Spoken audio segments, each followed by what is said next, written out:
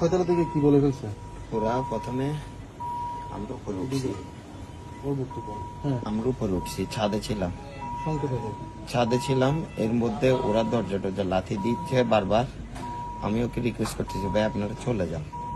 ওরা বলতেছে যে কালকে আমাদের বোনকে মারছিস না, আজকে তোকে একদম জানে মেরে ফেলবো।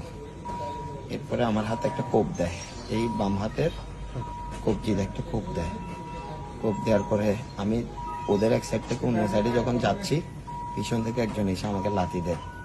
লাথি দেওয়ার পরে আমি পড়ে যাই। ছয়তলা থেকে? হ্যাঁ, পড়ে যাওয়ার পরে নিচে ইট ছিল, ইটের স্তূপ ছিল, ওইখানে পড়ে যাই। আমি হালকা সেন্সলেস হয়ে যাই। এর মধ্যে আমার একটু সেন্স আসছে, এসে বলতেছে যে ওরা দেওয়াল টপকায়, প্রায় 50-60 জন আসছে, সবার হাতে হকি স্টিক এবং স্টাম্প। আমাকে আসি এলোভেতর ভাবে বলতেছে যে, একটা ছেলে বলতেছে যে একে আমি চিনি, হদে ছাত্রলীগ করে, হদে একে মেরে ফেল।